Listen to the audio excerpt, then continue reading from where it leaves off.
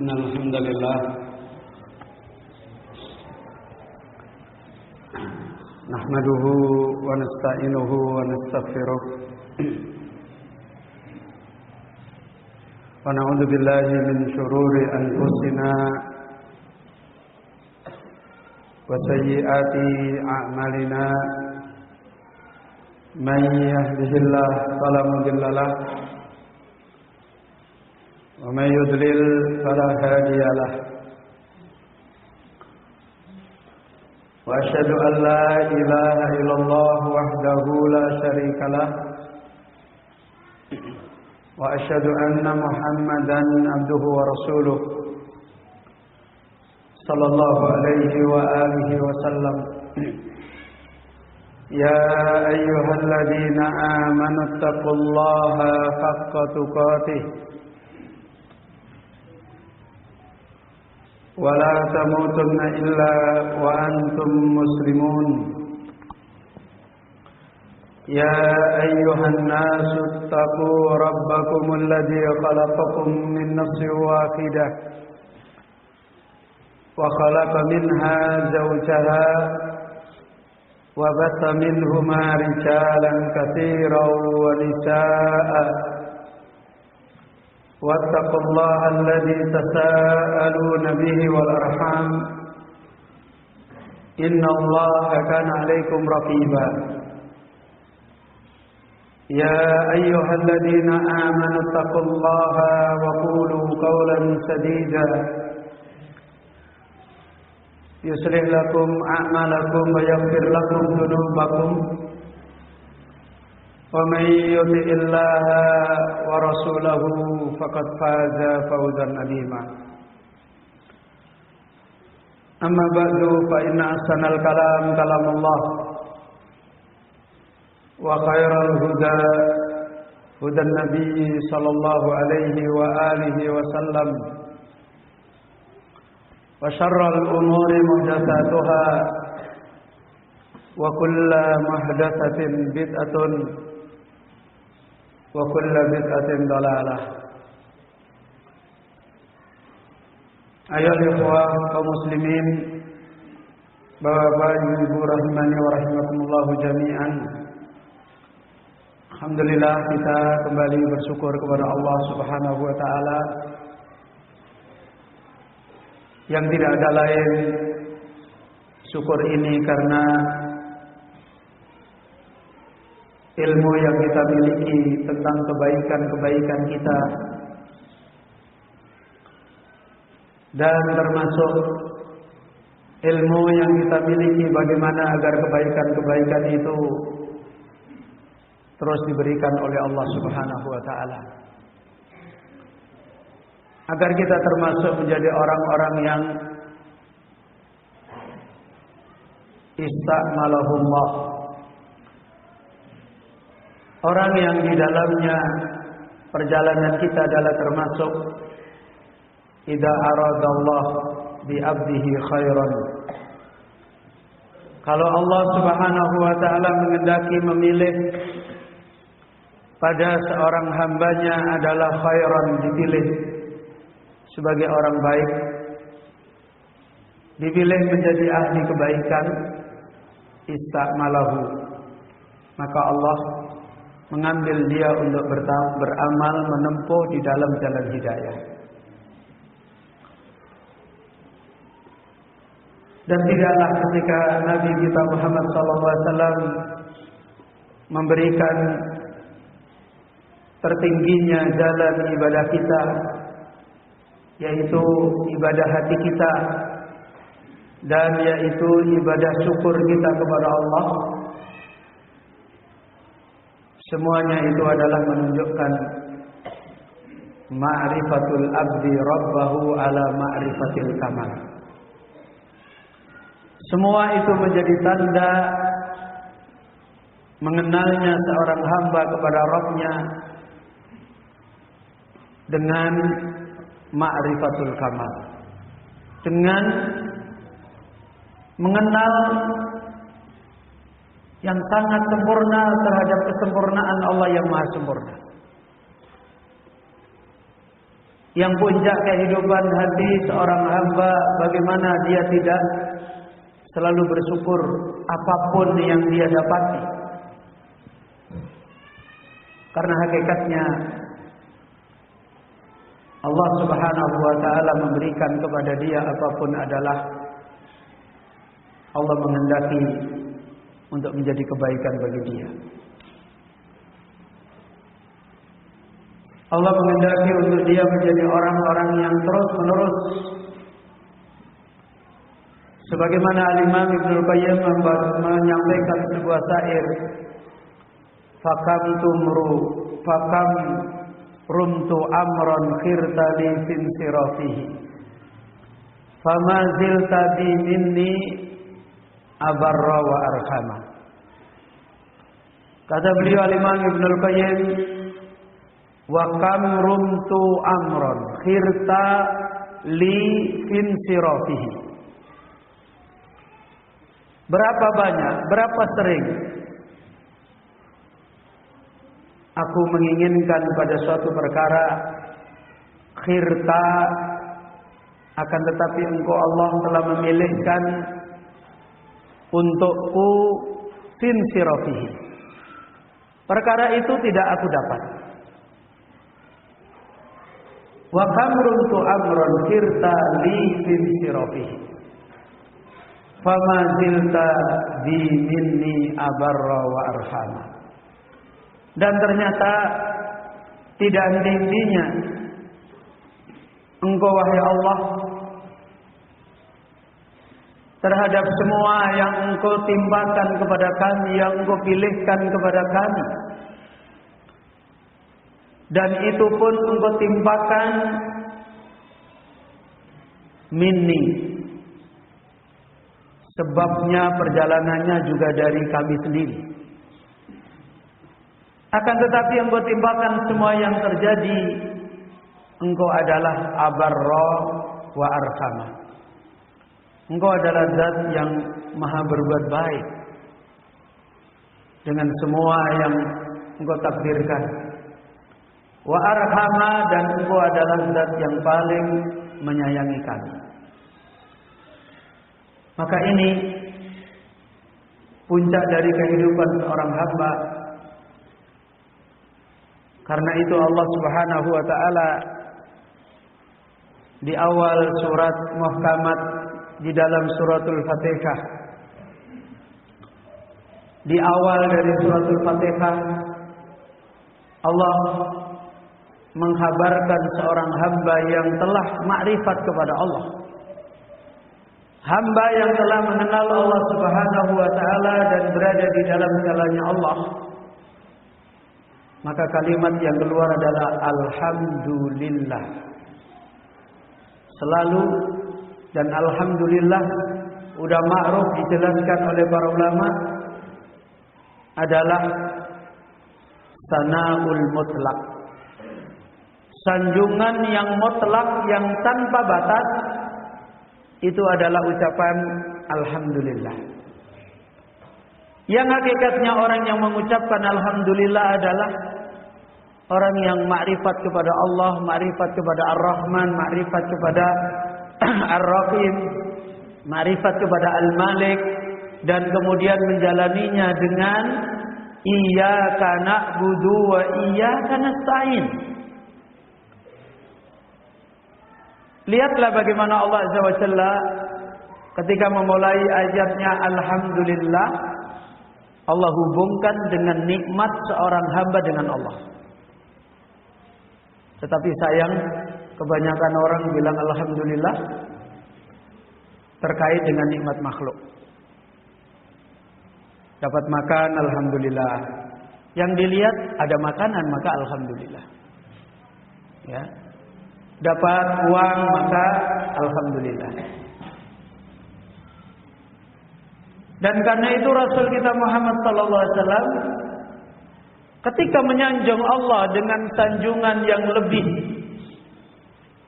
panjang, yang hakikatnya itu sudah masuk di dalam alhamdulillah, tapi Rasul sallallahu alaihi wasallam memanjangkan sanjungan itu anta kama asnaita ala nafsika wa fawqa ma yusni alaika ibaduk. Engkau wahai Allah adalah sebagaimana engkau telah menyanjung terhadap dirimu sendiri, dan engkau wahai Allah adalah di atas sanjungannya seluruh hambamu yang menyanjung engkau. Sebagian para ulama ketika menjelaskan kalimat-kalimat pembicaraan para nabi, ketika para nabi itu berbicara kepada Allah dengan pembicaraan yang panjang lebar, ya, sebagaimana doa di dalam tahiyat akhir,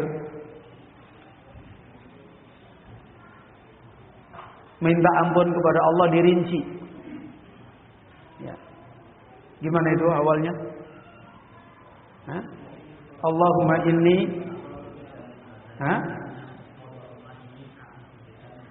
bukan yang itu, yang doa Abu Bakar yang bagian akhir. Dulman katsira la yaghfiru dzunuba illa anta. Allahumma firli ma qaddamtu wa ma ta'akhartu wa ma a'lantu wa ma asrartu wa ma a'lamu bihi minni. Padahal sebenarnya bisa diucapkan Allahumma firli, ya Allah ampunilah aku. Tapi Allahumma firli ma qaddamtu, ampunilah dosaku yang sudah lewat. Wa ma a'lantu, yang aku tampakkan. Wa ma asrartu, yang aku sembunyikan. Wa ma anta a'lamu bihi minni, dan ampunilah dosa yang engkau lebih tahu tentang dosa itu daripada aku. Ketika doa-doa seorang hamba berkepanjangan berbicara kepada Allah, apalagi seperti Nabi sallallahu alaihi wasallam tadi, anta kama asnaita ala nafsik wa fawqa ma yusni alaika ibaduk. Padahal bisa dikatakan alhamdulillah. Itu adalah karena mereka yang membaca doa panjang ini adalah yataladzat billah, sedang menikmati lezatnya berbicara dengan Allah, sedang menikmati keluar semua ilmu-ilmu tentang Allah, kemudian dia berbicara, hatinya berbicara dengan ilmu, lisannya berbicara dengan lisan, sedang bersenang-senang dengan menyebut Allah Subhanahu wa taala. Dan itu semua adalah buah seorang hamba yang sebagaimana diterangkan oleh Al-Imam Ibnu Rajab Al-Hambali, man kana bainahu wa bainallah ma'rifatun khassah. Siapa yang antara dia dan antara Allah memiliki ilmu, mengenal Allah khassatan, syar'iyatan, wa kauniyatan, mengenal Allah di dalam seluruh ayatnya Allah Subhanahu wa taala. Padahal penyair Arab berkata, fa fi kulli syai'in dalilun ala annahu waqidun. Apa saja itu dalilun, adalah dalil ala annahu waqidun, atas sesungguhnya dia Allah adalah sesembahan yang maha tunggal. Apa saja akan didapati seseorang menunjukkan dalil tentang ilahun waqidun, sesembahan yang satu. Ayo ikhwah, maka tidak ada manusia yang paling jamal, paling indah kehidupannya, paling rohah kehidupannya, paling terus-menerus mendapatkan jawaban, paling terus-menerus dari harinya adalah berpindah dari syukur ke syukur, ke syukur ke syukur, kecuali adalah orang yang benar-benar kehidupannya muamalah kepada Allah dengan ma'rifatul khassah. Ayo ikhwah rahimani wa rahimakumullah. Inilah sebenarnya thariqul iman. Inilah sebenarnya jalan beriman. Sebagaimana ketika Rasulullah sallallahu alaihi wasallam ditanya tentang Allah, Bukan cuma sekedar Rasulullah mengatakan qul amantu billah. Katakanlah aku beriman kepada Allah. Begitu berbicara tentang Allah, jawaban Rasulullah sallallahu alaihi wasallam, qul huwallahu ahad. Allahus samad. Lam yalid wa lam yulad wa lam yakul lahu kufuwan ahad. Langsung membicarakan tentang Allah Al-Kamal.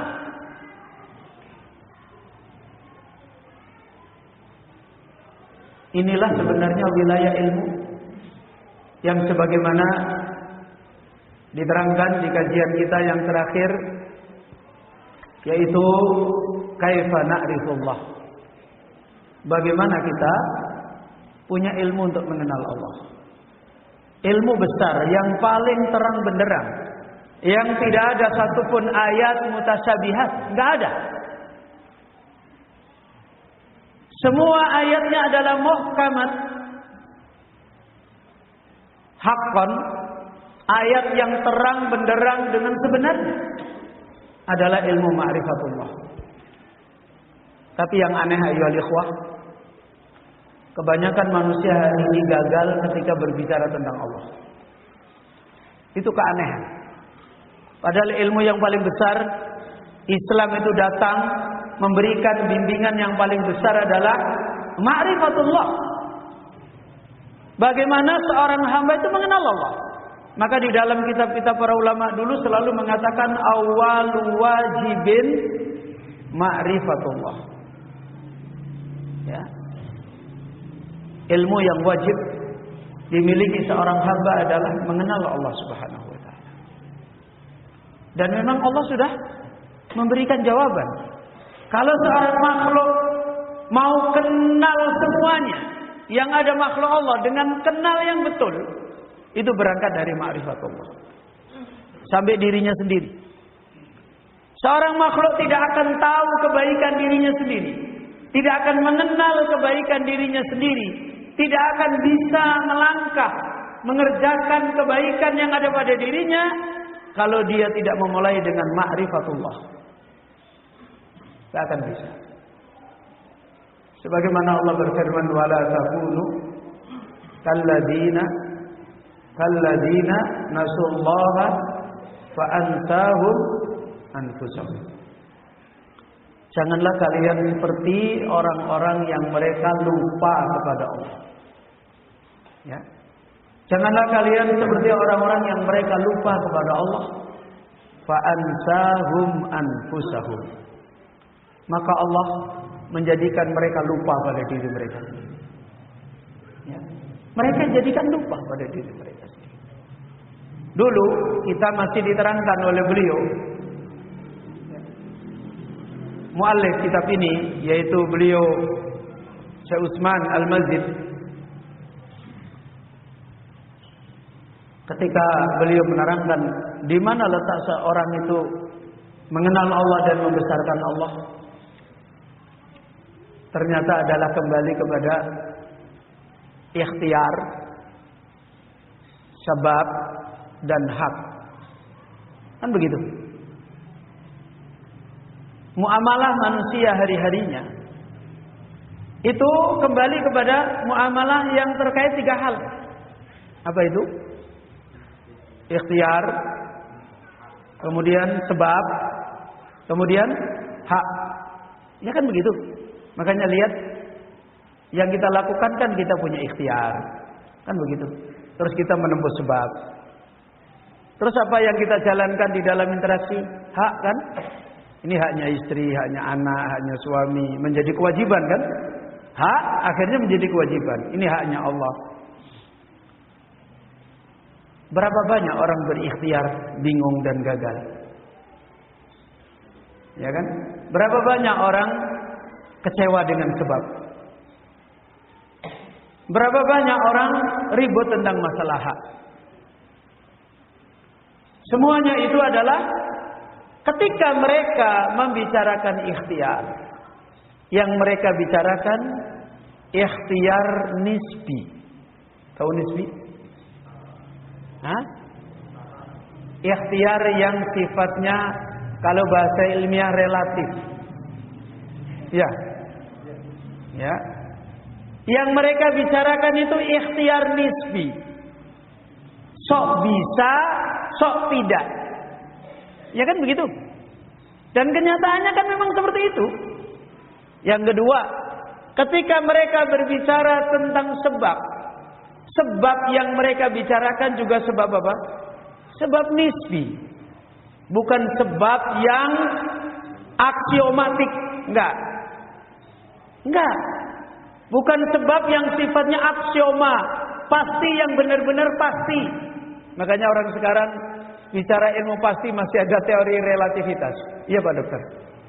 Iya Pak Daeng. Itu. Padahal ilmu pasti itu masih ada teori relativitas.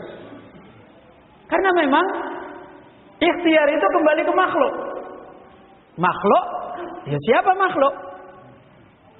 Pasti mengalami keadaan yang ada pada makhluk. Ya kurang, ya ada cacatnya, ada masa degradasinya, ada masa perubahannya, macam-macam yang terjadi pada makhluk. Sebab juga begitu, yang mereka bicarakan sebab sampai, mohon maaf ini, tingkat profesor kelas apapun, risetnya mereka sebab ini apa? Makhluk juga kan? Makhluk. Begitu yang kedua, hak. Mereka berbicara hak muter-muter, haknya rakyat, haknya pemimpin, haknya suami, haknya istri. Fokus dia bicara hak. Haknya siapa? Haknya makhluk. Kenapa? Karena mereka ilmunya memang seperti kata Allah dalam surat Ar-Rum, ya'lamuna dhahiran minal hayatid dunya. Mereka memang punya ilmu. Ya'lamuna. Apa yang mereka punyai? Dhahiran. Apa dhahiran? Yang nampak. Ya. Ya'lamuna dhahiran minal hayatid dunya. Karena mereka yang tahu tentang ikhtiar, ikhtiar yang mana? Yang nampak. Ketika mereka tahu tentang sebab, sebab yang mana? Sebab yang nampak. Ketika mereka bicara tentang hak, hak yang mana? Yang nampak, yang mereka bicarakan. Ya'lamuna dhahiran minal hayatid dunya. Yang mereka tahu memang dhahiran minal hayatid dunya. Makanya berulang-ulang kita sampaikan, ketika ada tampilan sebab, tampilan ikhtiar, tampilan hak yang pernah ditampilkan oleh seseorang yang namanya Qarun, ya kan? Qarun menampilkan apa? Dunianya kan? Dan isinya tentang ada yang itu sebab, ada yang itu ikhtiar, ada yang itu hak. Karena harta itu kumpulan dari itu semua. Orang yang hanya melihat ya'lamuna dhahiran minal hayatid dunya, apa kata dia? Ya laitalana mislama utiya Qarun. Wahai seandainya kita ini diberi seperti yang Qarun diberi. Wa innahu ladzu haddin adim. Qarun itu punya nasib yang besar. Sekarang orang yang punya ilmu din, ilmu hidayah juga berbicara. Wa qala alladziina utul ilma, orang yang punya ilmu hidayah din berkata, wailakum, celaka kamu. Kenapa orang yang punya ilmu hidayah, yang makrifat kepada Allah bisa berbicara seperti itu? Ya. Kalau tadi kaumnya Qarun berbicaranya apa tadi? Ya laitalana mislama utiya Qarun. Seandainya aku diberi anak kayak dia, seandainya aku diberi suami kayak dia, seandainya aku diberi istri kayak dia, seandainya aku diberi harta, diberi jabatan, diberi kayak dia. Ini urusan zahir semua. Tapi wa qala alladziina utul ilma, orang yang punya ilmu berkata, wailakum, celaka kalian. Apa bedanya? Yang tadi cuma melihat sebab dohir, ikhtiar dohir, hak dohir. Di situ dianggap kumpulan kebahagiaan, kumpulan kesenangan, dianggap sebagai kumpulan kelezatan hidup. Ternyata orang yang ngerti hidayah, ilmu, mereka mengatakan celaka. Kenapa kok dia mengatakan celaka? Karena dia melihat, punya kaidah, melihat dengan basirah, dengan ilmu yang memang sebenarnya itu ada, cuma tidak akan diriset oleh orang-orang yang tidak akan bisa diteliti, ditahu oleh orang yang kaidahnya zahir, nggak akan tahu. Meskipun mereka juga akhirnya mencoba mencari tahu. Contoh aja sederhana. Hari ini ada orang sakit, ya, kakinya bengkak. Apa yang pertama kali dibicarain? Sebab zahir kan? Ikhtiar zahir kan? Begitu nggak waras-waras, mikirnya apa? Kayak kena kuntilanak. Kan gitu kan? Jangan-jangan ini yang dibaca apa lagi berarti? Karena ikhtiar zahir sudah nggak nyambung, sebab zahir sudah nggak nyambung, ya. Pembicaraan hak zahir sudah nggak nyambung. Ini dokternya udah dipenuhi, ini pasiennya udah dipenuhi, obatnya udah ditebus, apa semua, hak-haknya udah dipenuhi, masih tak sembuh. Dan itu bukan kejadian sekali.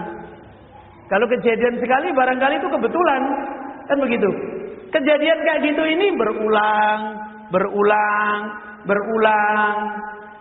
Itu kan berarti kaidah.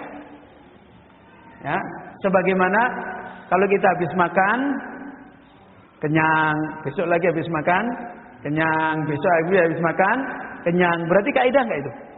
Kaidah, karena itu berulang, itu sistem. Begitu juga orang yang terjadi seperti itu juga berulang, berarti juga ada sistem, ada kaidah. Dan orang kemudian menamakan dengan macam-macam. Ada kuntilanak, ya, ada genderuwo. Nah, kalau orang barat, wah itu black magic. Ya kan begitu? Nah, itu aliran apa? Kalau yang tidak percaya gitu-gitu ya itu siapa? Faktor X. Ya kan begitu? Tapi mereka ketemu dengan yang tidak nampak. Ketemu. Dan itulah sebenarnya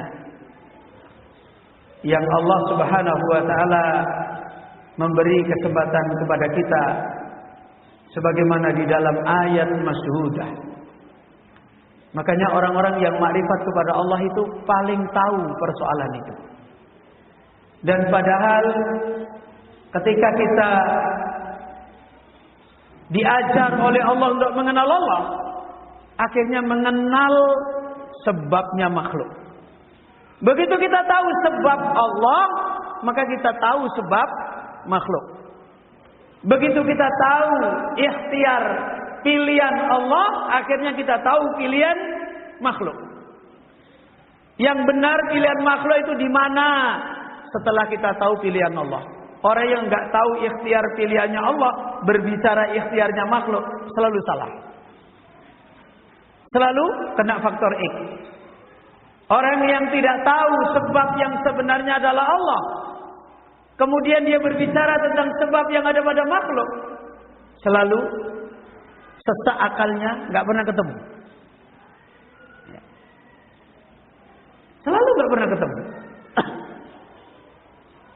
Istri minta ini udah dibeliin, minta ini dibawain, minta ini dibawain, minta beli kerupuk dibeliin kerupuk, ya kan? Minta beli donat beliin donat, minta selendang beliin selendang. Kok masih ngambek terus? Hah? Iya. Suami minta wedang kopi, udah dibeliin wedang kopi. Minta ubi godok, godoknya ubi. Hah? Tapi wajahnya masih gelap. Itu terjadi apa yang terjadi? Padahal secara ikhtiar dohir dilangkai, sebab dohir dikerjain, secara hak ya dijalanin. Ini semua karena dia berhenti pada makhluk, tidak mengenal ikhtiarnya Allah, tidak mengenal sebabnya Allah, tidak mengenal haknya Allah Subhanahu wa taala. Ayo ikhwah. Dari sini kalau manusia benar-benar makrifat kepada Allah, kaifa na'rifullah, dia akan menjadi orang yang mengenal makhluk dengan sebenarnya.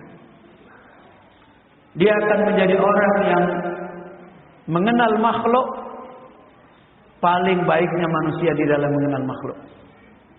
Setelah dia mengenal Allah Subhanahu wa taala.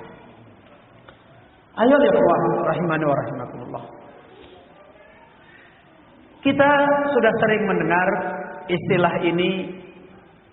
Istilahnya kalau bahasa orang Jawa nganeh-nganeh. Iya, tahu nganeh-nganeh. Kejadian yang aneh. Apa sih sebenarnya itu? Kejadian yang tidak bisa dibaca oleh sebabnya manusia, oleh ikhtiarnya manusia, oleh hak-haknya manusia, nggak bisa dibaca. Selalu manusia, ya tadi ketemunya faktor ada apa sih ini? Kok selalu begini? Dan itu bukan kebetulan. Sebagaimana tadi sudah kita ingatkan, kalau itu kebetulan, kenapa berulang dengan sistem yang sama begitu lagi, dengan sistem yang sama begitu lagi? Maka itu yang dinasihatkan oleh para ulama. Sebagaimana beliau Al-Alama As-Sa'di rahimahullah ta'ala ketika menjelaskan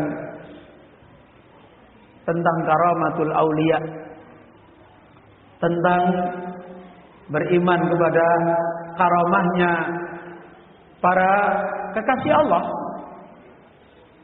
Ya, kekasih Allah ini semua orang atau orang terbatas?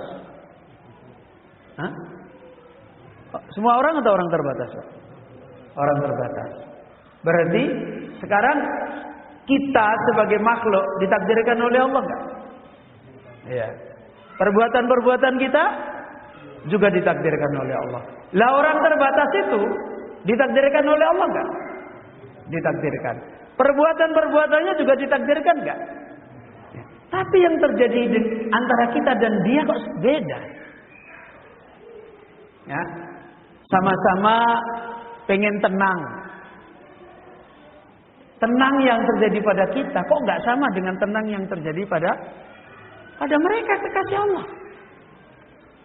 Sama-sama pengen selamat. Selamat yang kita rasakan kok beda dengan selamat yang dirasakan kekasih Allah. Ini yang kemudian beliau Sa'di rahimahullah mengingatkan. Kalau para ulama membicarakan tentang karamatul aulia, itu kan berarti membicarakan yang terjadi pada kekasih Allah. Nah, siapa paling besarnya kekasih Allah? Para rasul, para nabi, ya kan? Summal amsal fal amsal. Apa hakikatnya sebenarnya membicarakan? Selama ini, kalau kita sedang berbicara ada orang-orang yang dalam hidup seperti ini, kita mengagumi siapa? Hah? Mengagumi siapa? Mengagumi wali A, wali A itu masya Allah hebat banget ya. Wah memang dia orang hebat. Duh. Kita mengagumi siapa? Mengagumi makhluk yang Allah takdirkan punya kelebihan tidak seperti kita di dalam takdir yang menimpa dia. Padahal itu salah. Makanya kalau sudah kenal waliullah, akhirnya menjadi fitnah bagi kita. Bukannya malah menambahkan kuatnya kita beriman kepada Allah, tapi malah kadang-kadang menjadi fitnah bagi kita. Apa? Wah, mendingan kita minta berkah aja sama dia. Maka menjadi kebalik. Padahal kata beliau Al-Alama Sa'di, takdir yang menimpa orang-orang khusus, orang istimewa ini, a'dhamuha ad-dalalatu ala kamali qudratillahi wa nufudi masyiatihi. Tujuan besar Allah perlihatkan hamba-hamba yang seperti ini bukan memang untuk melihat dia itu Superman, bukan. Tapi sebenarnya Allah mempertontonkan takdirnya yang tidak biasa, yang sebabnya tidak dohir, yang ikhtiarnya tidak dohir, yang pemenuhan haknya tidak dohir. Enggak. Karena itu sebenarnya adalah Allah dallah ala kamali qudratihi. Allah menunjukkan kepada makhluk tentang sempurnanya kudrahnya Allah. Sempurnanya maha berkuasanya Allah Subhanahu wa taala. Di mana ada seorang hamba yang ditakdirkan oleh Allah kok beda sama kita. Ditakdirkan oleh Allah beda. Selamatnya beda, tenangnya beda. Ya. Kenapa ditakdirkan beda? Yang pertama kali yang harus kita baca itu adalah Allah maha berbuatnya. Ada maha berbuatnya Allah yang ternyata nggak biasa. Dan itu wa nufudi masyiatihi. Dan itu Allah mengkhabarkan selalu terlaksananya kehendak Allah. Gak ada yang bisa menghalangi. Dan lihatlah, malah kebanyakan orang-orang yang dipilih oleh Allah. Kata orang-orang Jawa, ora lumrah. Tahu ora lumrah itu? Gak biasa gitu. Ya mangane ya terima ngono-ngono tok, ya kan? Sakjane ya sama kita itu ya nggak jauh beda gitu loh, ya kan? Sama gitu loh. Tapi kok ada sesuatu yang Allah lebihkan pada dia? Dan kadangkala orang-orang yang istimewa seperti ini itu malah dihalangi secara dohir, ya kan? Malah kadangkala dimusuhi, malah kadangkala sebab-sebabnya diputusin, ikhtiarnya digagalin. Pelaksanaan hak-hak dohirnya malah kelihatan gak banyak, ya. Tetapi aneh. Dan ini adalah pengajaran dari Allah, karena ketika Allah mengajarkan seperti itu, sakjane, tahu sakjane, sebenarnya itu bukan Allah ingin cerita itu, enggak. Maksudnya kalian itu bisa juga dapat seperti ini. Makanya kalau para nabi namanya mukjizat, ya kan? Kalau bukan nabi namanya apa? Karamah. Ya kan? Sebenarnya hakikat zatnya di lapangan sama apa beda? Sama. Cuma bedanya istilah yang dipakai kalau nabi itu mukjizat, berkaitan dengan nubuahnya, dengan kenabiannya. Kalau yang terjadi bukan para nabi namanya karamah, berkaitan Allah memberikan kemuliaan khusus pada dia walaupun dia bukan seorang nabi. Itu yang harus dibaca. Selama ini kita keliru baca. Ya. Makanya akhirnya malah kita takut sama dia, kita berlebihan sama dia, ya. Terus nanti kalau dia sudah mati juga kuburannya kita gali, kita ambil kukunya, kita ambil gelunya, kita ambil macam-macamnya, nah, supaya hidupnya dapat ini, dapat itu, malah kebalik-balik. Ya. Ayo ikhwah. Kenapa?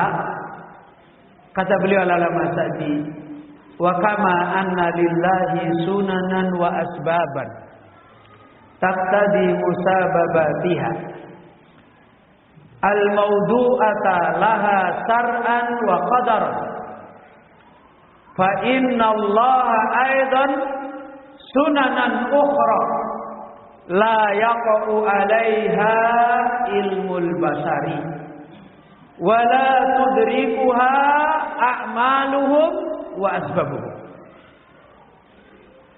Ini yang Allah beritakan. Apa yang terjadi selain ada yang terjadi mengiringi sebab-sebab dohir kita, mengiringi ikhtiar-ikhtiar dohir kita, mengiringi hak-hak dohir kita, di sana kata beliau Syekh Sa'di, sebagaimana sesungguhnya Allah itu punya sunnah-sunnah di dalam mentakdirkan makhluk yang ada sebabnya dan sebabnya mencocoki akibatnya yang pada tempatnya, seperti sebab makan mengakibatkan kenyang, itu pada tempatnya kan? Ya. Secara dohir, secara syar'i, kalau kita lapar disuruh makan enggak? Ya, supaya dapat rezeki suruh kerja enggak? Ya, itu secara syar'i. Secara kenyataan juga terjadi. Sudah banyak kita melihat orang nganggur dengan orang bekerja, rezekinya lebih banyak mana? Ya sing kerja lah. Ya kan? Ini secara umum. Allah mentakdirkan kejadian-kejadian, di satu sisi ada sebab dohir yang sesuai dengan akibat dohir, yang itu dituntunkan secara agama, dan itu ada kaitannya dengan kenyataan di dalam hidup. Itu sunnah Allah. Ini yang pertama. Itu yang terjadi pada umumnya kita. Ya kan? Kalau kita lapar makan, kenyang. Bibirnya normal, ada nasi padang, wah enak. Ya. Ya kan begitu. Itu yang terjadi pada umumnya manusia. Kalau ilmunya dia mentok, tahu mentok? Berhenti tok sampai di situ, dia tidak akan merasakan apa-apa. Akan berubah. Ya. Dia akan berubah. Yang tadinya dirasakan enak, bisa tidak enak. Silakan makan enak dan teruskan dari pagi sampai zuhur. Tetap enak? Ora, malah blokek-blokek. Silakan. Coba silakan dinikmati itu kesenangan dohir dengan tidak ada batas. Pasti malah berubah. Menjadi pahit, menjadi tidak enak, menjadi kerusakan. Makanya orang ahli dunia yang hanya riset dohir dan mengeksploitasi yang dohir, jadinya pahit. Ya. Jadinya berantakan. Karena dia tidak melihat sisi lain. Ya. Sisi lain yang dimaksudkan adalah maha berbuatnya Allah. Yang Allah itu punya takdir yang tetap di dalam hidup, yang lain. La yaqa'u 'alaiha ilmul basar. Ilmu dohirnya manusia tidak bisa menjangkau. Tidak bisa menjangkau. Wala tudrikuha a'maluhum wa asbabuhum. Sebab-sebab yang dikerjakan dohir, amal-amal yang dikerjakan dohir, tidak bisa menjangkau. Contoh, harusnya secara dohir kalau orang amalnya banyak, dekat nggak dengan Allah? Dekat. Tapi harusnya secara dohir kalau ada orang amalnya cuma 1-2, kira-kira lebih dekat mana dengan yang amalnya banyak? Hah? Dekat yang banyak kan? Tapi ada hamba Allah amalnya cuma 1-2, dekat dengan Allah. Ada hamba amalnya banyak, jauh dari Allah. Itu terjadi. Ya. Orang munafik gimana? Amalnya banyak gak? Banyak. Tapi hidupnya jauh dari Allah. La yadhkurunallaha illa qalila. Ada sahabat Nabi, kerjanya kalau datang ke masjid cuma nenteng sendal, wudu, habis itu kemudian sholat, selesai itu sholat sunnah pulang lagi. Begitu dibilangin Nabi itu calon surga itu. Orang pada, oh kok gitu aja kok calon surga itu ngapain? Akhirnya cari tahu. Kan keutamaannya cuma sholat sunnah dibanding berjuang di jalan Allah kan jauh. Kan cuma sholat sunnah, datang ke masjid, terus pulang lagi, udah. Akhirnya ada sahabat cari tahu, malam hari diintip di rumahnya pura-pura bertamu. Kok tidur terus? Gak sholat malam. Ya, kita cuma denger aja dia ngelilir, tahu ngelilir. Terbangun sebentar di malam hari, terus kemudian dia bato atau dia apa, terus dia astagfirullah, cuma gitu aja udah tidur lagi. Nah. Terus sampai 3 hari dia pergi, maka ditanya sama yang punya kamu kesini ngapain? Iya, saya gagal kesini nggak dapat apa-apa. Loh kok bisa? Iya, Rasulullah itu bilang nanti akan ada ahli surga lewat. Setiap kali habis bilang begitu kok kamu yang lewat. Tapi anehnya kamu itu cuma naruh sendal, wudu, sholat sunnah, kemudian pulang. Oh, ahli surga kayak gitu. Maka yang punya rumah ini nanya, lah apa yang kamu dapat selama kamu di sini 3 hari? Enggak dapat apa-apa. Oh gitu, ya sudah. Saya pamit aja. Ketika dia mau pamit, yang punya rumah mikir-mikir apa ya? Oh, dipanggil lagi. Di sini. Apa mungkin ini yang kamu pengen tahu? Apa kata dia? Saya itu jadi orang selama ini nggak pernah sakit hati sama orang. Kata sahabat, ya ini yang membuat saya tidak bisa. Tidak bisa mengejar. Coba ini. Ini sebabnya zahir apa tersembunyi? Tersembunyi. Baik secara hidayah atau secara realita. Orang-orang yang punya sunnah kauniyah yang tidak biasa, itu pasti ada sababan ukhra, sunanan ukhra. Ada sebab yang lain, ada sunnah yang lain, yang sebab-sebabnya, akibat-akibatnya tidak bisa dipahami oleh akal manusia. Akal manusia tidak dikasih wilayah di situ. Ya, akal manusia nggak dikasih wilayah di situ. Ya. Akal manusia, kemampuan manusia nggak dikasih wilayah di situ. Nggak ada wilayahnya di sana. Ya seperti contoh misalnya, orang tiba-tiba naik kapal, kapalnya pecah di tengah laut, terus orang berhamburan di laut, dan tidak ada apa-apa, punya wilayah akal manusia? Ya nggak ada lah, ya kan? Itu kan bukan wilayah akal manusia. Terus kemudian ada yang selamat. Coba, di mana berperannya manusia? Nggak ada. Allah yang mengatur sebab-sebabnya yang tidak nampak. Allah yang mengatur sebagaimana Allah mengatur sebabnya Ashabul Kahfi di dalam apa? Gua selama sekian ratus tahun, dagingnya nggak busuk. Padahal menurut ilmu kedokteran harusnya apa ini? Busuk, ya kan? Dagingnya nggak busuk, nggak apa utuh. Kalau kita harus mumi, kan begitu kan? Kalau orang Mesir harus dimumi itu 300 tahun, nggak busuk, nggak apa, ya. Enggak. Kalau orang Barat dimumi, masukin kulkas, diinjeksi otaknya, pakai chip, dijadiin angkatan perang, padahal udah mati. Ada kan film Barat begitu? Tapi Allah ngatur, ya. Masih hidup dengan normal, dengan baik, denyut jantungnya, paru-parunya, nadi-nadi darahnya, semua berjalan dengan baik. Siapa yang berperan di situ? Enggak ada. Itulah yang disebut sunanan ukhra. Dan itu diajarkan oleh Allah, diterangkan oleh Allah hanya di wahyu. Ya.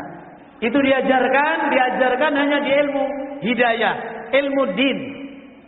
Dari mana itu kita dapati ketika kita kenal Allah.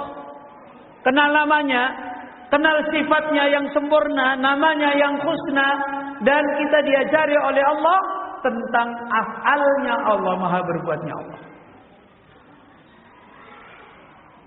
Kita bukan cuma sekedar melihat perbuatan makhluk. Itu yang terakhir kita ngajikan.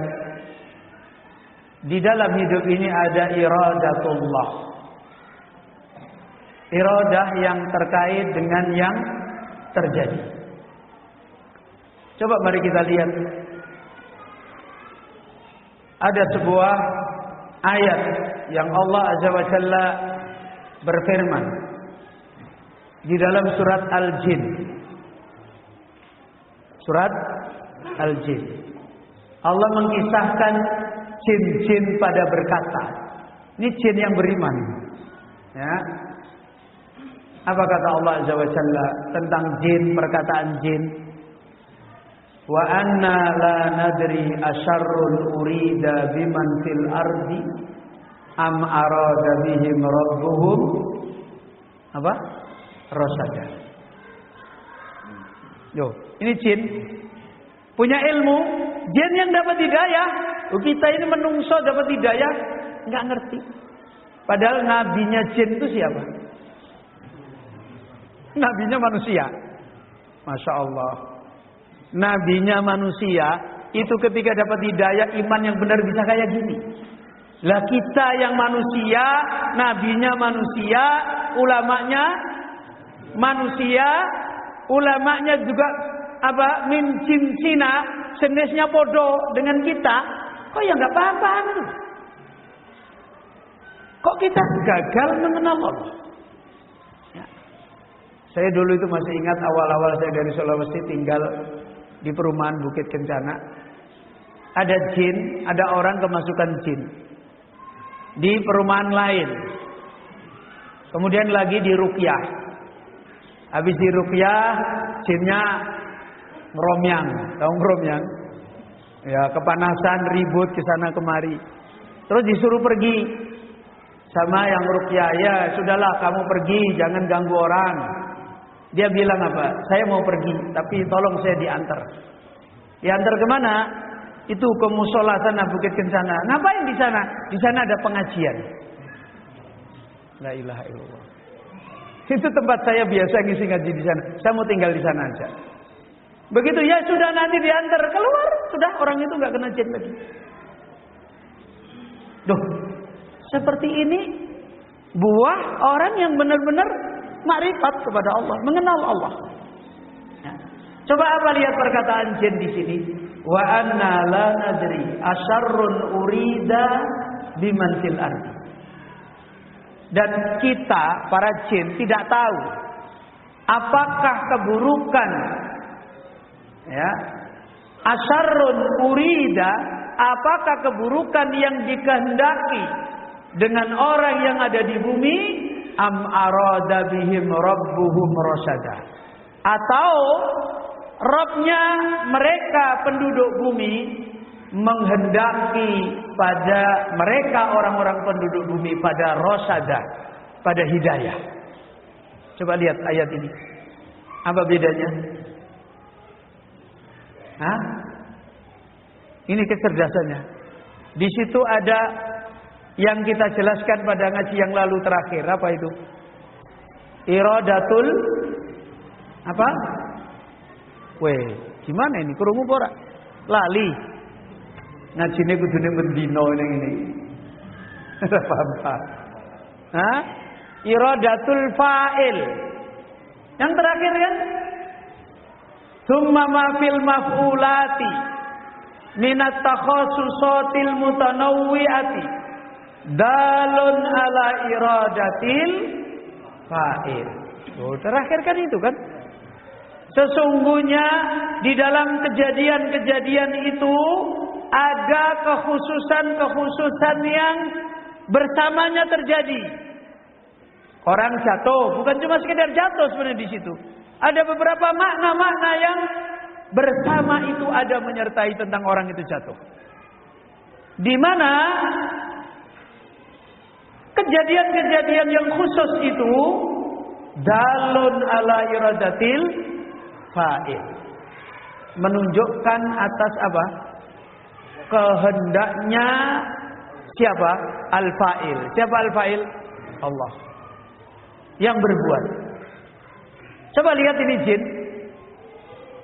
Ya. Dia membicarakan kehendak enggak di ayat tadi? Hah? Bicarain kehendak enggak?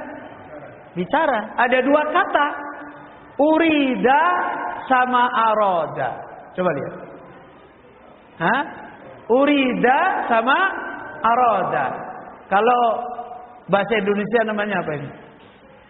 Bentuk positif sama bentuk apa? Betul. Pasif sama aktif. Ya.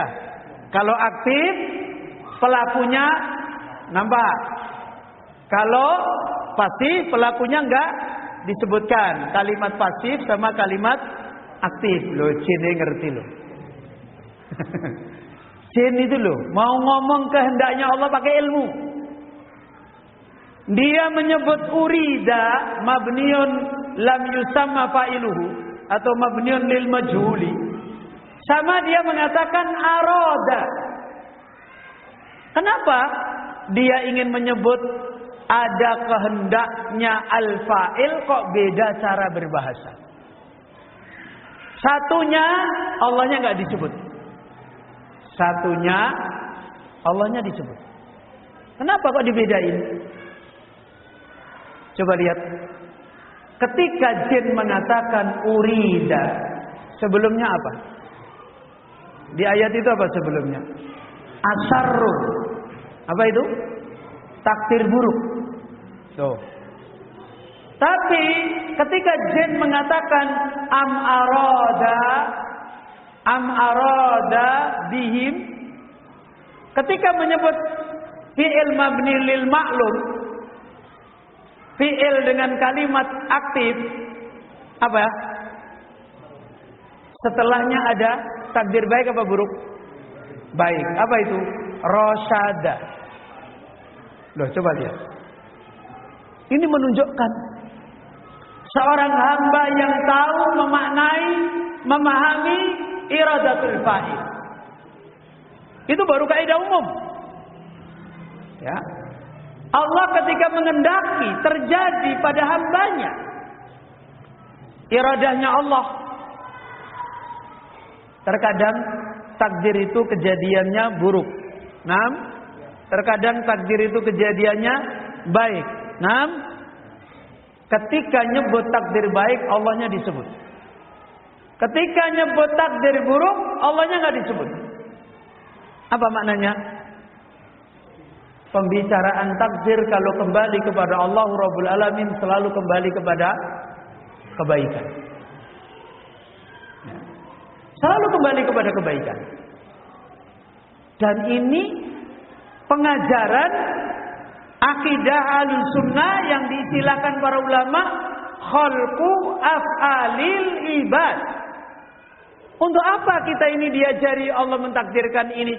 Untuk supaya kita bisa mengembalikan kepada Allah. Apakah takdir buruk, apakah takdir baik, kembalinya adalah baik. Makanya di kajian kita yang terakhir, dalun ala iradatil fa'il, dilanjutkan oleh beliau Syekh Utsman Al-Mazid, yang hakikatnya ini adalah diambil dari perkataannya Al-Imam Ibnul Qayyim dari kitab beliau, kitab Al-Fawaid. Dan Masya Allah, kita bersyukur kepada Allah dimudahkan mengambil faidah-faidah yang kita tidak perlu lelah sendiri oleh seorang yang telah banyak dinilai oleh para ahlul ilm, telah mengukur dalamnya kitab Allah dan telah mengukur dalamnya kehidupan, telah mengukur dalamnya ayat masmu'ah dan telah mengukur dalamnya ayat masyhuda. Ibnul Qayyim meringkas. Lebih rinci tafsir yang ada di dalam iradatul fa'il. Sehingga kalau seorang hamba punya ilmu mengenal perbuatan Allah, dan kita tahu Ahlussunnah ketika mengimani perbuatan Allah itu adalah cabang dari mengimani apa? Hah? Cabang dari mengimani sifat Allah. Dan Ahlussunnah mengajarkan cabang mengimani sifat Allah. Mengimani sifat Allah itu adalah cabang dari mengimani apa? Nama Allah. Makanya lihat Al-Quran. Pernah mendengar ayat Sami Allah? Hah? Pernah? Pernah. Yasma'u. Pernah? Allah telah mendengar. Allah senantiasa mendengar. Itu berarti apa itu? Nama, sifat, perbuatan. Hah? Gimana ini? Sami Allah. Allah telah mendengar. Coba. Nama, sifat, perbuatan. Perbuatan. Kemudian Allah menyebutkan di dalam Al-Quran. Sam Allah. Pendengaran Allah. Penglihatan Allah. Disebutkan? Disebutkan. Apa itu? Sifat. Kemudian Allah menyebutkan juga di dalam Al-Quran. Sami'un. Basirun. Apa itu? Nama. Mengimani nama, mengimani sifat. Mengimani sifat, mengimani perbuatan Allah. Kalau dia melihat perbuatan Allah, membaca perbuatan Allah dari sifat Allah, ketemu tadi. Yang kembali kepada Allah adalah khair. Dan ini yang menguasai di dalam dirinya, di dalam hatinya, di dalam akalnya. Bagaimana enggak menjadi manusia paling berbahagia? Ya. Karena akal manusia itu senangnya bukan dengan martabak, bukan dengan bakwan. Apa kalau bakwan di Sunda? Bala-bala sunnah katanya. Bukan itu akal manusia. Kalau pengecap kita senangnya bakwan, martabak. Akal manusia itu senangnya kalau mikir dia itu tidak ruwet, ketemu dan nyambung, itu paling senang. Plong kalau bahasanya orang. Masya Allah ini toh ini loh. Masalahnya kita ini kebanyakan kurang mikir, jak mikir orang gelem.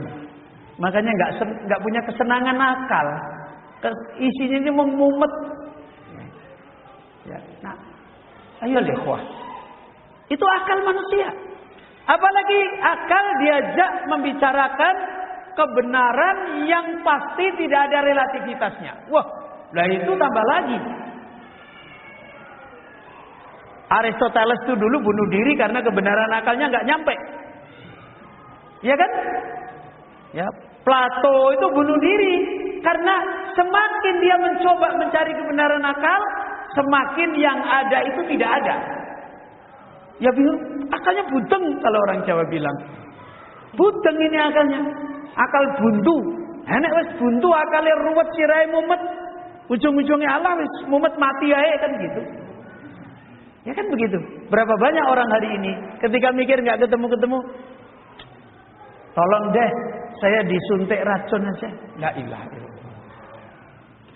Itu dari keruwetan akal. Ketika tidak mendapatkan kepastian di dalam memahami. Belum lagi jiwa manusia. Belum lagi hati manusia. Ya. Kita kembali kepada apa yang dinasihatkan oleh Imam Ibnul Qayyim. Rincian daripada tadi yang disebut oleh Allah Azza wa Jalla tentang perkataannya siapa tadi? Perkataannya siapa? Jin. Ya. Wa anna la nadri asyarrun urida biman fil ardi. Dan kita tidak tahu apa yang akan dikehendaki. Dikehendaki itu disebut enggak Allah? Hah? Allah disebut nggak? Enggak. Berarti dikehendaki apa yang terjadi di bumi, kejadian buruk ini, buruknya secara zahir, kalau kembali kepada Allah nggak ada keburukan. Masya Allah.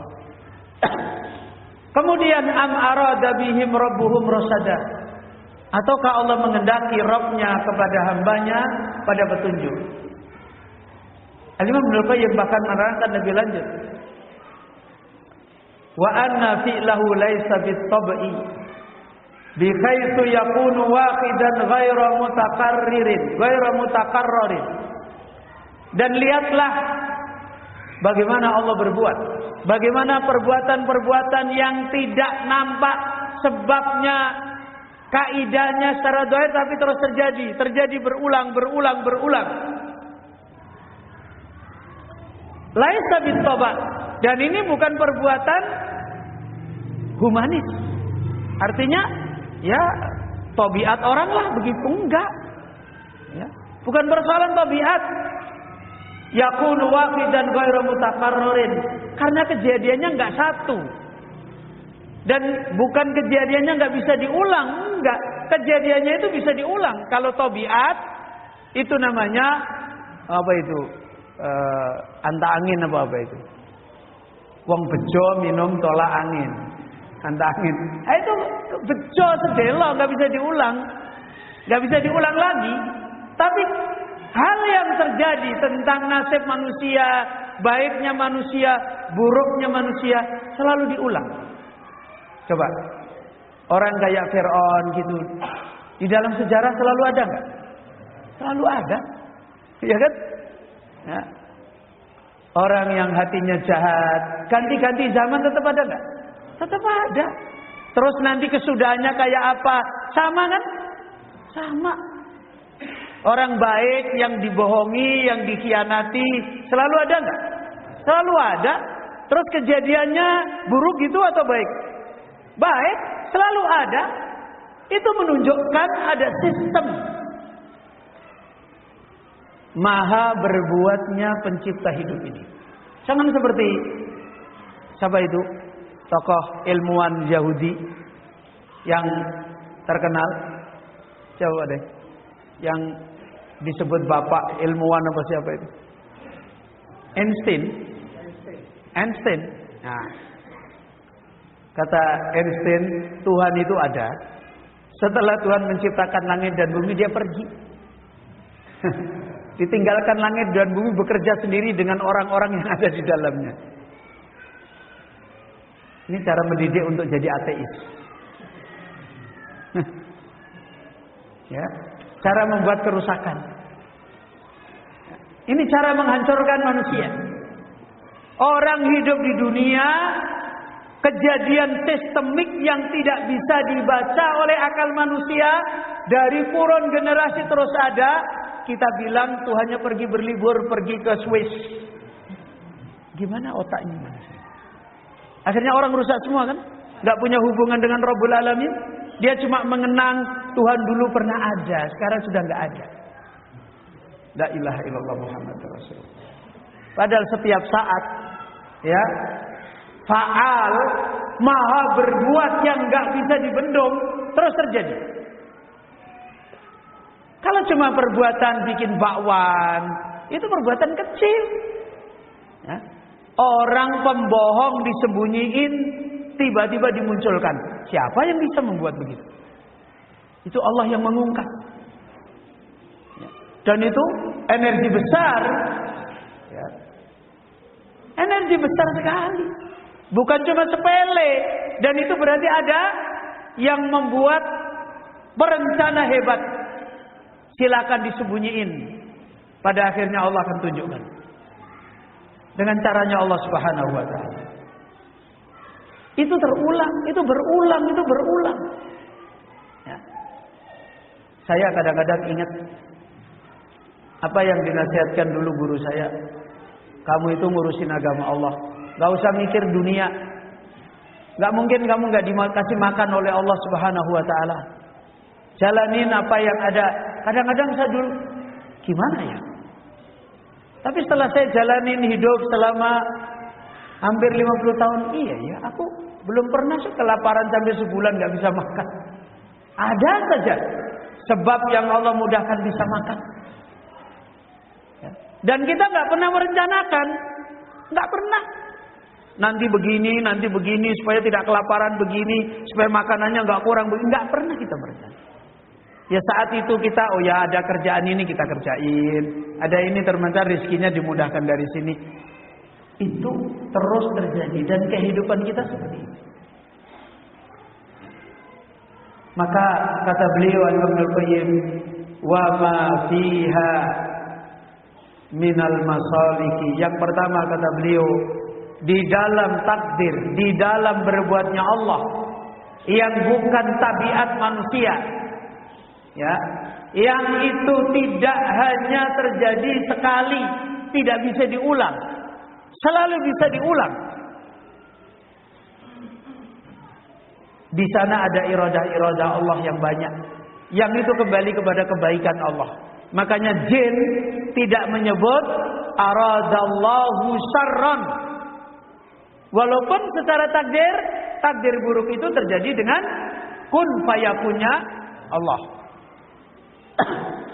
Tetapi ingat, apa yang zahirnya terjadi buruk itu hilang nama buruk ketika kita memahami iradatul fa'il. Paham? Pengen di bojo ayu, bojone elek misalnya. Ya kan? Tahu maksudnya? Pengen punya istri cantik, ternyata dapat istri jelek biasa. Maksudnya gambarin zahirin. Terjadi, Allah takdirkan. Maka di situ ada iradatul fa'il. Siapa sebenarnya yang berbuat? Allah yang mentakdirkan. Ya. Lah, itu akan menjadi takdir baik walaupun dohirnya takdir buruk, dan akan kembali wal khairu, kebaikan itu adalah milik Engkau ya Allah, manakala kita memahami iradatul fa'il yang ada di situ. Apa sih Allah kok memilihkan saya, istri saya ini, suami saya ini? Aku pengen anak wedok jedule lanang kabeh. Akhirnya berantem terus tiap hari. Apa? Iradahnya Allah apa? Saya pengen jadi orang kaya supaya banyak sedekah, tapi malah ditakdirkan orang yang usahanya nggak pernah sukses. Akhirnya nggak bisa sedekah seperti itu. Apa iradahnya fa'il yang ada di sini? Saya dulu ingat ada ikhwah cari rumah kontrakan. Cari muter-muter ke sana kemari, cari yang syar'i. Lho, apik ora itu? Hah? Ora ono joget ketek ning ngono. Tahu joget ketek? Di Jawa dulu itu ada tontonan orang zaman saya kecil jalan bawa monyet, terus dia bawa gong. Tutuk hidung, dung, terus monyetnya gini-gini. Itu namanya joget ketek itu. Jadi di situ nggak ada ini. Dia dapat rumah, sampingnya ini adalah pemusik. Dois. Sampingnya tuh pemusik. Kesana tuh nggak dapat. Keruh. Gimana ini? Aku pengen syar'i kok dapatnya kayak gini. Akhirnya ngomong ke saya, "Ustaz, gimana ini? Saya ambil apa enggak?" Jawaban saya cuma sederhana. Kapan kamu beriman dengan takdir buruk? Kapan kamu mengamalkan beriman dengan takdir buruk? Akhirnya dia mikir, oh ya sudah, berarti turun jalani. Ya udah jalani. Ya.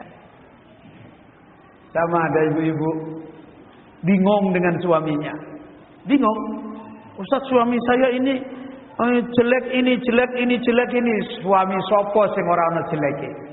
Saya bilang begitu. Suaminya siapa yang enggak ada jeleknya, Bu? Saya bilang gitu. Terus kemudian saya tanya, Bu, sabar itu ibadah enggak, Bu? Ibadah, Ustaz. Terus wasilahnya apa? Aku enggak paham wasilah itu, Ustaz. La ilaha illallah Muhammadur Rasulullah. Wasilah ora paham. Padahal wasilah ini bahasa Jepang apa bahasa Jawa ini? Udah jadi bahasa Indonesia kan? Masya Allah. Wasilah ora paham. Saya bilang, penyebabnya syukur itu apa, Bu? Oh ya, dapat kebaikan Ustaz. Oh iya, dapat kebaikan. Sabar itu ibadah enggak, Bu? Oh, ibadah Ustaz. Terus penyebabnya apa? Apa ya? Dikit ya toh. Udah. Kalau ibu punya suami baik, disuruh apa oleh Allah?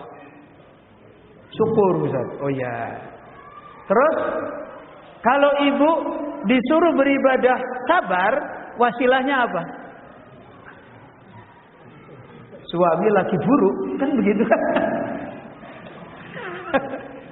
Oh gitu ya Ustaz. Coba Pak. Sampai dia ngomong ke saya, Ustaz, saya ini sekarang punya suami tidak baik. Dan apakah ini jodoh saya? Loh, lah ibu masih jadi istrinya enggak? Masih. Ya jodohnya lah. Itu loh Pak, memahami perbuatan Allah ini sampai budeng, enggak punya ilmu itu kayak gitu, kasihan loh. Ya masih jodoh ibu. Kecuali nanti perjalanan ada kejadian-kejadian tertentu, akhirnya berpisah. Lah itu berarti bukan lagi jodoh ibu. Sekarang masih jodoh. Oh masih jodoh saya ya.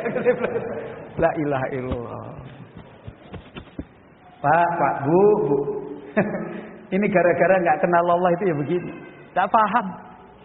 Ya. Jadi kita harus tahu iradatul fa'il. Rinciannya kita tahu karena itu yang akan menyembuhkan kekacauan akal kita. Itu yang akan menyembuhkan hati yang bergolak, jiwa yang bergolak, yang nggak mau berhenti. Itu yang menyembuhkan hati kita yang bingung, piye, yang nyembuhin itu. Begitu kita tahu iradahnya Allah di situ itu apa? Ada maksud apa? Ada pengajaran apa? Allah ingin mengenalkan kepada saya apa? Kalau itu yang dibaca, ketemu. Ya, kita tidak akan melihat lagi ada takdir buruk secara makna. Paham? Secara dohir ada. Tapi secara kaidah, secara makna, kita tidak akan memahami Allah berbuat buruk pada kita. Tidak ada. Saat kita memahami apa? Apa tadi? Iradatul fa'il. Coba sekarang kita baca yang pertama. Wa ma fiha minal masalihi wal hikami wal ghayatil mahmudati dalun ala hikmatihi ta'ala. Oh sudah zuhur ya. Ya, baru masuk ini. Sudah zuhur. Ya. Saya bacain dulu aja ya. Di dalam Allah yang maha berbuat pada hambanya, itu di dalamnya ternyata ada kebaikan-kebaikan, tapi bukan secara dohir aja. Kadang juga ada perbuatan kebaikan dohir yang tidak di dohirnya itu. Misalnya ditempeleng orang, dohirnya jelek apa buruk? Jelek. Bisa jadi dengan ditempeleng orang ada takdir baik dohir. Apa? Kemarin kepala kita vertigo. Habis ditempeleng orang, loh kok waras? Loh itu kan. Padahal Pak dokter le ngobati opnam berbulan-bulan kira waras. Loh kan disamplok uang puak gitu kan. Wih, waras sih. Bisa terjadi enggak? Bisa. Kebaikan dohir enggak? Makanya pahami maslahannya Allah. Belum lagi kebaikan batin. Akhirnya mikir, iya ya. Ternyata ditempeleng orang itu sakit. Aku enggak mau jadi petinju lah. Petinju itu kepalanya kayak apa sakitnya? Enggak. Begitu anaknya mau latihan tinju, enggak boleh. Rusak nanti kepalamu kayak Muhammad Ali, itu sakit apa itu? Akhirnya dapat kebaikan enggak? Dapat. Itu baru dari sisi. Coba dibaca masoleh. Kebaikan-kebaikan Allah yang lain baca. Sampai ada ulama seperti ini nih ibu-ibu. Ini khususnya ibu-ibu. Kalau ibu-ibu itu sering gak betah kalau diuji suaminya lagi ndablek. Ya. Ada seorang ulama, kalau seandainya seorang suami misalnya saja nggak punya kebaikan apapun kecuali cuma ngasih anak saja, wasilahnya dia punya anak saja, itu sudah kebaikan bagi dia. Jadi kalau orang itu memahami maslahah dengan utuh, mau bicara apa? Akhirnya yang didapat di hati itu lapang. Ya, yang didapat di hati itu kebaikan. Kadang-kadang Pak ya, saat itu melihat keburukan, suami saya nggak ada kebaikannya. Padahal dia dapat anak dari suaminya. Setelah 20 tahun lagi, anaknya baik, anaknya ternyata jadi orang soleh. Masya Allah ya, ternyata bapakmu ninggalin kamu bermanfaat. Itu kehidupan bapak-bapak. Kalau kita cuma bicarain, wah suami dablek, ya rantai-rantai nggak akan dapat baiknya. Tapi kalau kita bicarakan kemaslahatan apa yang Allah akan berikan, itu lain persoalannya. Makanya Allah itu memberi kaidah, jangan gampang, ya, jangan gampang mengukur baik buruk hanya dari satu masalah. Dihitung benar, dihitung, itu baru bisa keluar. Bapak Ibu yang dirahmati oleh Allah, karena waktunya sudah masuk zuhur, ya, kita cukupkan sampai di sini. Alhamdulillah bi'aunillahi azza wa jalla. Insyaallah kita akan lanjutkan pada waktu yang akan datang biidznillah, dan semoga Allah mudahkan. Yang akan datang sudah masuk Ramadan. Ya kalau nanti Ramadan waktunya ternyata belum dimudahkan, ya semoga Syawal. Nah, ya kita akhiri, dan saya mohon maaf kepada Bapak Ibu semua jika ada kekurangan, kekhilafan, yang itu adalah dari kekurangan saya, dan tidaklah kecuali untuk kita semuanya bisa menyerap, mengambil ilmu yang nafi' dari pengajaran Allah tentang makrifat kepada Allah Subhanahu wa taala. Kita akhiri majelis kita. Subhanaka Allahumma bihamdika asyhadu an la ilaha illa anta astaghfiruka wa atubu ilaik.